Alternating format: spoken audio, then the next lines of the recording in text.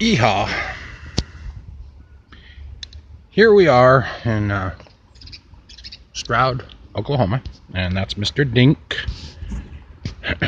I'm sitting in the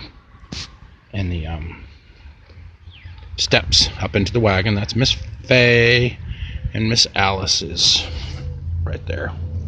Figured I'd include them all. We're gonna look at horses today. Not really an exciting day, just some thoughts. You know, you travel as much as I do and as much as I have, and one of the things that becomes real apparent to me, people aren't willing to work as hard as they used to, and I think there's missing something. I mean, I don't think I particularly work hard.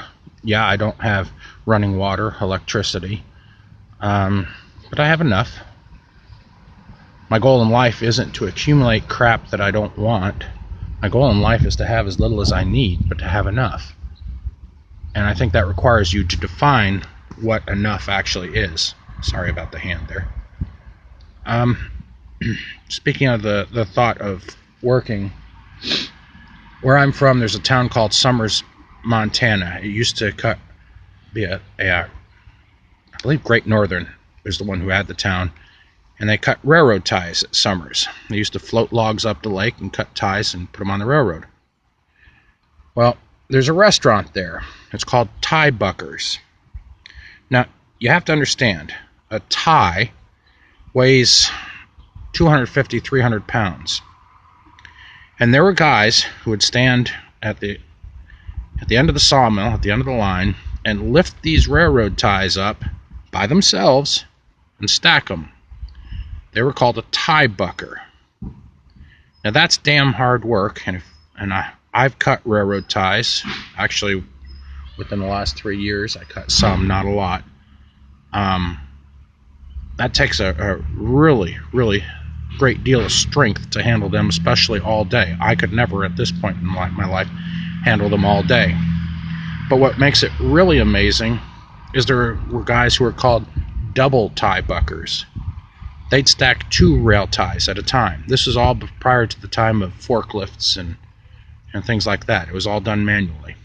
And in this day and age, to get somebody out there to work that hard just isn't there.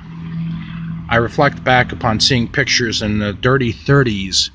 If you look at those black and white pictures and think of John Steinbeck and the Grapes of Wrath, and you look at their eyes all had bags underneath them, huge bags. They were tired because people worked then. Nowadays, boy, I don't want to work that hard. I'm too old to do it. Even if my back allowed me to do it, my joints wouldn't and everything else. But I admire the people who could do it and did do it. And I think there is a value that they got out of it that we don't understand. And as a little side note, most of the tiebuckers, from what I understand, were dead by the time they were 45 because they worked themselves to death.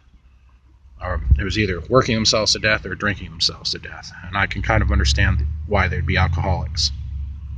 It's gruesome labor. But I think that it's sad that the up-and-coming generation doesn't have at least stacking hay,